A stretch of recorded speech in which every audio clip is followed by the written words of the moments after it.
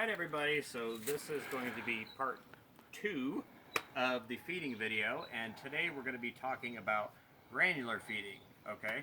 So, I don't really like granular feeding because most of the stuff that's out there is artificial. It's chemical, it's man-made, and the numbers are so high on them usually that you can't use them on most trees, and you especially can't use them on tropical trees. Mangoes being probably the biggest culprit of them all because these guys don't like too much nitrogen. Nitrogen burns these guys. So I wanted to come up with a formula on my own, more or less, that I could use on all of my fruit trees because I kind of like this to be more or less a blanket type situation so you don't have to have so many products. That's why I got the compost down to the mix that it is, where it contains the mycorrhiza and it contains the azomite and it contains all that stuff so that you don't have to go buy a bag here and a bag there and a bag here and a bag here and add all that stuff up, which it adds up, believe me. But if you buy it in bulk, you buy these in large quantities and you mix them together, then you're able to more or less set a good price point on a product like that. So I wanted to come up with something like that for a granular feed too, and something that was organic and something that was safe for all my plants and my garden, and especially for my soil life, my soil microbes, which I really guard those guys as well as I can because I really like the organic way of doing things and the organic system and the soil life and those soil microbes. So I wanted to come up with something that would be safe for those guys, safe for the soil life, and safe for the plants too. And another reason I needed to come up with this was because not everybody likes to compost feed or wants to compost feed. It's a lot of work. I mean, it's heavy, it's dirty. A lot of people want to just get out there and just sprinkle something around the tree, something that's more or less a slow release, which will cover them for those months.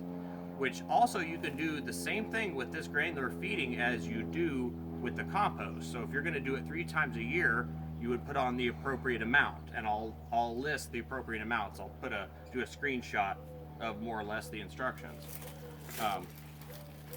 So I wanted something that more or less you could use the 3 times a year, or you could use it every month like I do. So the February through September, and for me it's November.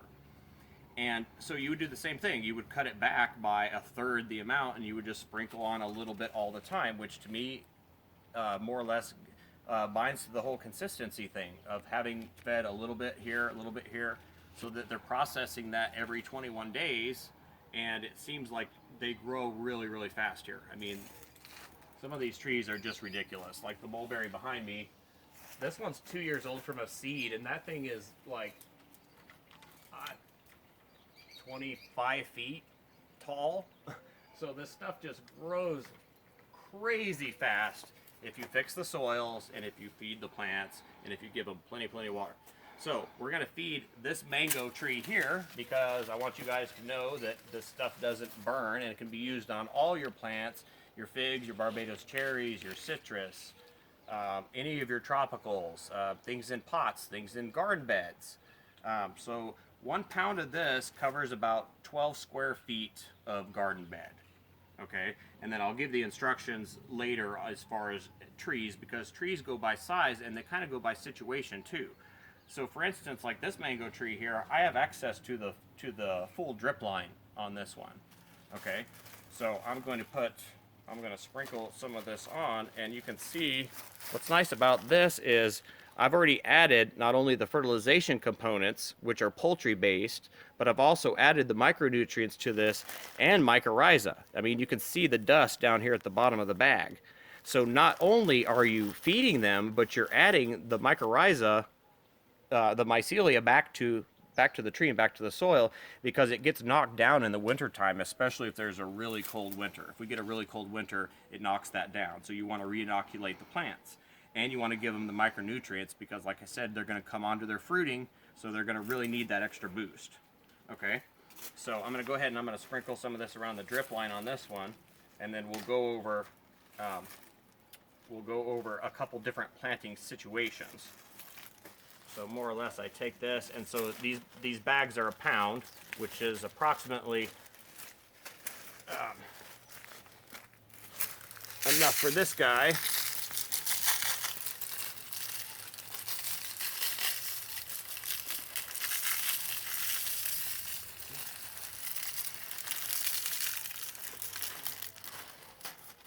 probably enough for him. Okay. And then I'm going to grab the hose real quick, and I'm going to go ahead and water that in, and I'll give you another little key instruction on using this too. Go ahead and water this. I'm going to go ahead and water this in really, really good.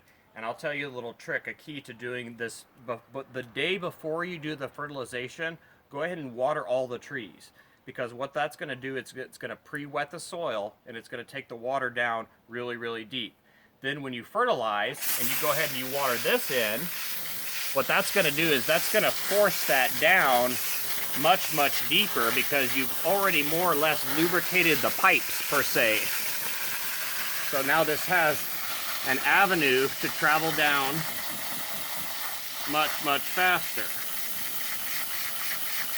And so I didn't even remove the mulch on this one. I just sprinkled it, and I'm going to water it in really, really well until I basically don't see any more of the little granules.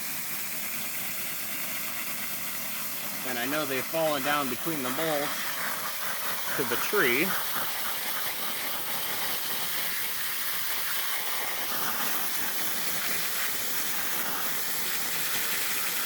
That way, that allows this food to penetrate really, really deep. And you want plenty of water to more or less dissipate the fertilizers and then let them soak in. You want a lot of water when you're feeding these guys. All right, and that's pretty much it. So I'm just going to set the hose there. I'm going to let this one fill up. And we're going to do a container pot next, which is pretty much just as simple as this one. So I'll just pick one real quick and we'll get them a little food. All right, guys, so now we're going to do a potted plant. And so the same rules apply as far as your pre-soaking goes. So I've actually had the hose in here for about 5 minutes at a really, really, really low trickle. I watered it yesterday, making sure I'm watering it again today. And of course that runs out down onto other trees. It's not like that water is being wasted, because I've got a jujube right here and I've got this huge peach tree right next to it. So there's definitely no waste going on. So I've got this Australian finger lime in this big pot, and they seem to really like pots. I mean, they really like being in the ground too. I've got a big one over in the ground too, but I've got 2 of these guys in pots too, and they seem to love it, which is pretty amazing. Like, I didn't think that they'd like that situation, but they really do. And then of course I just threw a pothos in here to kind of dress up the bottom of the plant. And these grow real well too, and they don't really get any winter damage, which is quite surprising, because I just leave these guys outside. I mean, they're just house plants. I have them in an understory, of course. This is also in an understory because it's an understory plant, this Australian finger lime. So these two are shady plants, and when that peach fills back in, it gets pretty dark in this area. But for now, for the winter time, he's defoliated, which lets a little bit of extra light in for these guys. But it's winter light, so it's not like it's going to burn these guys. So even these guys are in pretty good shape. So it's basically the same thing. You've got that flowing, you've got that nice and wet. So I'm going to take the hose out. Let's try to weave around this pothos somehow. I'm just going to try to spread it on the outer little ring there, the theoretical drip line. Like so. Now, of course, I've got it on the leaves of the pothos, which you're going to have to rinse off. You have to wash that off.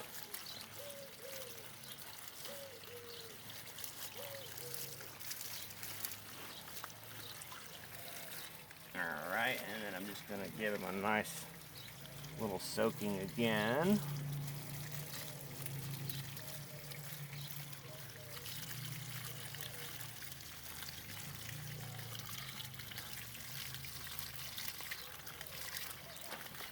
Just like so. Rinse the pothos off. Rinse the finger lime off as much as I care to, because he is really spiky. These guys are really thorny. Although that new growth doesn't have any thorns, that's weird.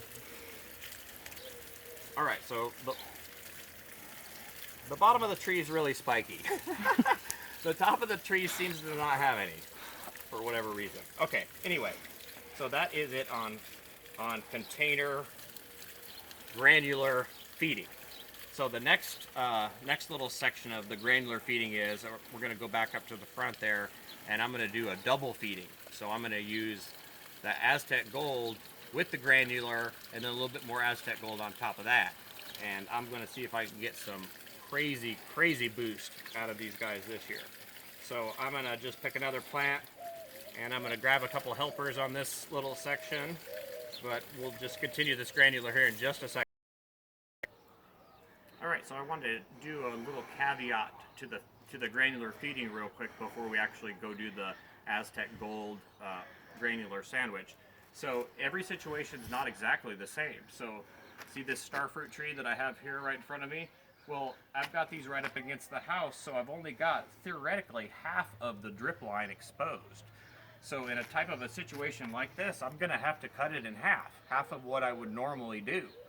And you would just do it around the same drip line. You do it on this outside edge. You pull back all your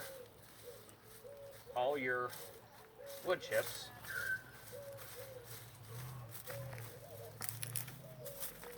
Sprinkle some down on that drip edge.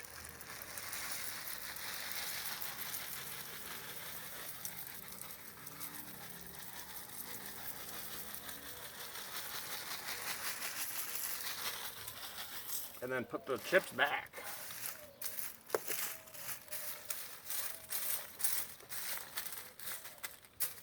And then water her in. So yeah, so your mounts aren't always the same. You got to think about this situation. Like on these, all of these, it's the same situation. I've got all these little half rings, like this pineapple guava and this cherry, mini royal. Yeah, mini royal cherry. So you've only got that half exposed. Same on the cinnamon, same on all the ones that are on the spell wall behind. They've only got that half ring exposed, so just be aware of how much root exposure that you actually have. All right, we'll go do the sandwich now. All right, guys, so I've enlisted a little help with this one. I've got my two dogs out here to help me. So this is little Mango. Say hi, Mango. Oh, I know, Guava. This is little Guava. Hi. Say hi, Guava. Hi, Guava. All right, you guys gonna help me? You guys gonna help? Probably not, huh? No, probably not. All right, well, I decided to put these guys to work because I told them nothing in life is free. So I'm gonna have them out here and maybe they'll help me dig the wells out a little bit and do the little feeding on this one. So let's get going on this one. So this will be the last part. This will be the sandwich feeding, and this is what I'm gonna try this year on a couple trees and see if it really boosts up their efficiency. Let me put these guys down. All right, so we're gonna do this mango. And I've got my granular. And I've got my Aztec. All right, guys, look, we're gonna dig over here, look. Look, here's how we do it, look. Yay, this is fun. This is fun, look, yay, this is fun, look. Hey, don't you wanna help? Yeah, come on, dig. Dig. Dig like the wind. All right, and once again, I'll only do half this tree so I don't bore you guys. Come on, dig like the wind. Get in there, yeah. Oh, wow, that's fun, you get in there too. I'm gonna plant you up to your ankles, and you're gonna grow into a little doggy tree. All right, pull this back, expose my drip line again, and all my earthworms and my earthworm castings. I mean, look at that. That's just pretty much pure earthworm castings. And there's the earthworms to boot. But yeah, look, just several inches. We'll get down there and check it out. Look at that. That's just solid earthworm castings. They've processed all that soil. Look at that. It's just amazing. Look. Just scoop it up. All earthworm castings. And there's the worms. There's the worms. They're everywhere. And roly-polies. And earwigs. And little brown dogs. Okay. Now, this will be next.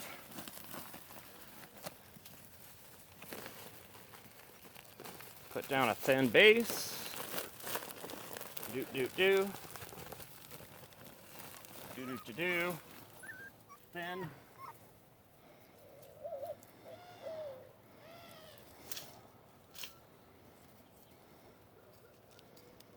Alright. Granular on top of that.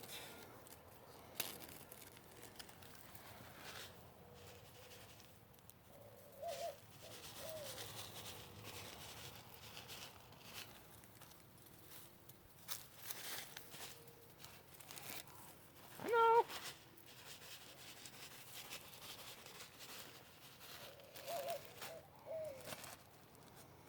You guys are hungry, huh? You guys are eating wood chips. It's probably not the best tasting. Alright, and then back on top with a little bit more of the Aztec to kind of sandwich that in there.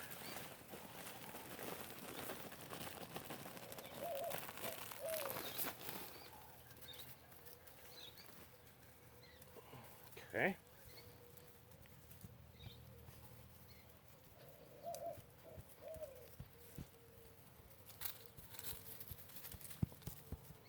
Yeah, thanks guys. You didn't help much at all. You didn't help much at all. Not at all. Okay, wood chips.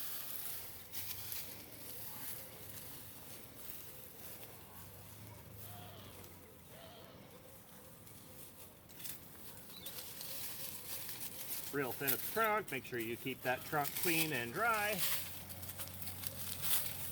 See, the birds fill it in for you. You don't have to worry about it. And now you've got your nice refresher now for the year. All right, guys, that is the end of part 2 on the granular feeding. And of course, I'll put on some more information down at the bottom as far as ingredients and especially information about the endomycorrhizas, because those are crucial.